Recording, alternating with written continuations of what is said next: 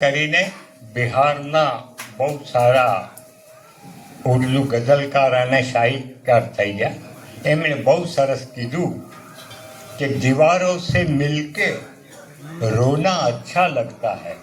मैं देखता हूँ यहाँ मस्जिद में एक भी मूर्ति नहीं है, चारों ही तरफ दीवार ही दीवार है, फिर भी यहाँ हम जाते हैं तो हमारे आँख में से आंसू बह जाते हैं। दीवारों से मिलके रोना अच्छा लगता है, हम भी पागल हो जाएंगे ऐसा लगता है। या खुदा, तेरे दीदार करते ही हमारा मानसिक अस्थिरता हम पैदा हो जाते हैं। दीवारों से मिलके रोना अच्छा लगता है।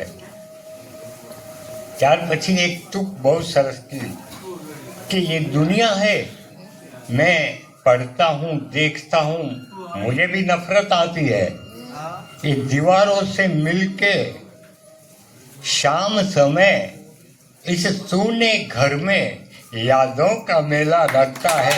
હા, કેવા મોટા આપણે દાદા બાપુની આગળ મને ખાસ ખબર છે કે દાદા બાપુ જ્યારે જ્યારે ઝમઝમતું પાણી લેતા હોય,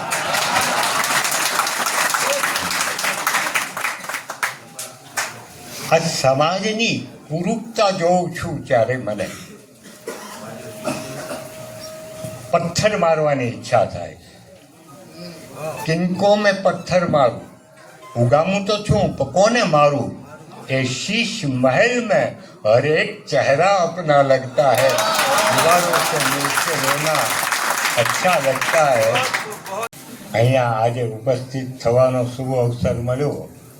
મેં ભાઈને ઘણી વખત કીધું મારે જોવા આવવું છે એનું આર્કિટેક્ટને પણ આજે શુભ પ્રસંગે આવવાનું છું, એથી ખૂબ આનંદ અનુભવું છું। મારે એટલું જ કહેવું છે આપને કે यूं ही रिश्ते निभाए रखना, यूं ही रिश्ते निभाए रखना, ये प्रेम का सिलसिला बहाए रखना। बहुत किस्मती है जिंदगी, बहुत किस्मती है जिंदगी, यूं ही प्रेम निभाए रखना।